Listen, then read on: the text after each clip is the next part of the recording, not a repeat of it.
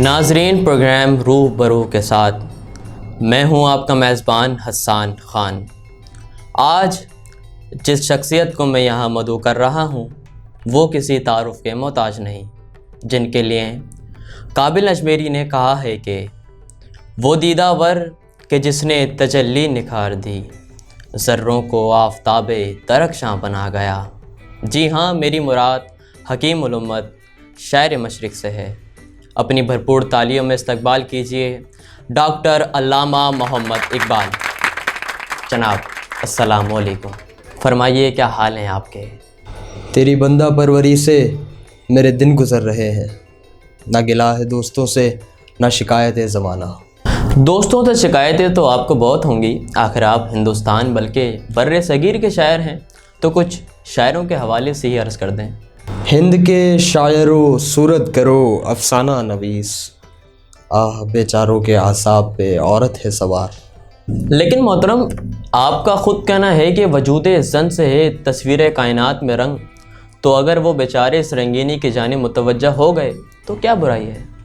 کبھی ہم سے کبھی غیروں سے شناسائی ہے، بات کہنے کی نہیں تو بھی تو ہر جائی ہے۔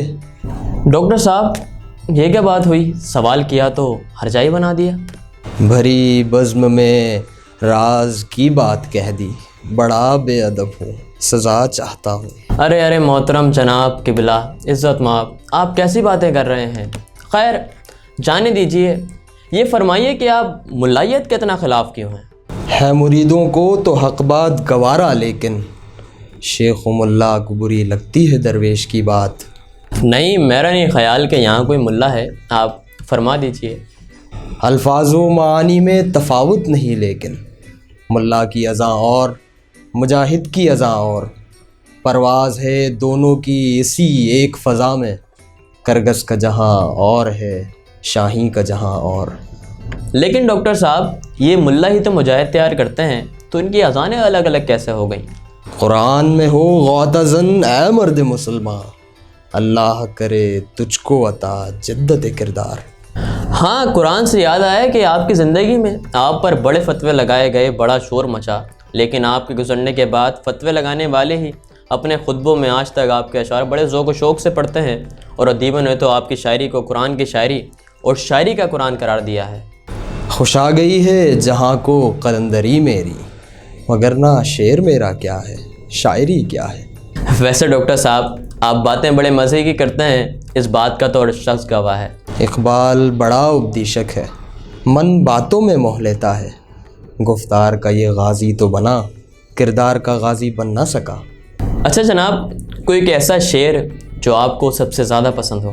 کبھی یہ حقیقت منتظر نظر آ لباس مجاز میں، کہ ہزاروں سجدے تڑپ رہے ہیں میری جبین نیاز میں۔ اب تو آپ خود حقیقت کے پاس پہنچ گئے ہیں، وہاں تو خوب جی لگتا ہوگا آپ کا۔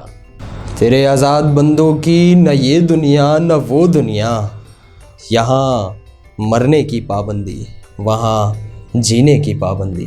ڈاکٹر صاحب، آپ عشق حقیقی اختیار کیے ہوئے تھے، آپ کا خود کہنا ہے کہ تیرے عشق کی انتہا چاہتا ہوں، لیکن بقول خود آپ کے عشق کی کوئی انتہا نہیں ہوتی، تو کیا یہ معمول مصرع کہا ہے؟ تیرے عشق کی انتہا چاہتا ہوں، میری سادگی دیکھ کیا چاہتا ہوں۔ اقبال صاحب، آج کے نوجوان جن میں طلباء کی تعداد زیادہ ہے، ہر کوئی عاشق بنا پھرتا ہے، اپنے حلیے بگاڑے ہوئے ہیں، انہیں دیکھ کر آپ کو کیسا محسوس ہوتا ہے؟ انوکھی وجہ ہے سارے زمانے سے نرالے ہیں، یہ عاشق کون سی بستی کے یارب رہنے والے ہیں۔ حوروں کے چھانے والے تو بیچارے سیدھے سادے ہیں، میں سمجھتا ہوں کہ آپ کے اس رد عمل سے وہ لوگ محفوظ ہوں۔ امید حور نے سب کچھ سکھا رکھا ہے وائس کو، یہ حضرت دیکھنے میں سیدھے سادے بھولے بھالے ہیں۔ آج کل کے حالات کو کس نظر سے دیکھتے ہیں؟ آنکھ جو کچھ دیکھتی ہے لب پہ آ سکتا نہیں، میں وہ حیرت ہوں کہ دنیا کیا سے کیا ہو جائے گی۔ مطلب کیا ہو جائے گا؟ کیا قیامت آنے والی ہے؟ سبق پھر پڑھ، صداقت کا، عدالت کا، شجاعت کا، لیا جائے گا تجھ سے کام دنیا کی امامت کا۔ ہو اچھا، آپ نے تو ڈرا ہی دیا تھا۔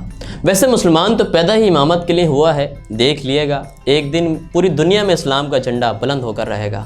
محبت کا جنون باقی نہیں ہے، مسلمانوں میں خون باقی نہیں ہے۔ نہیں جناب، خون تو بہت ہے الحمدللہ۔ رہ گئی رسم اذاں روح بلالی نہ رہی، فلسفہ رہ گیا تلقین غزالی نہ رہی۔ پھر اس کے لیے کیا کریں؟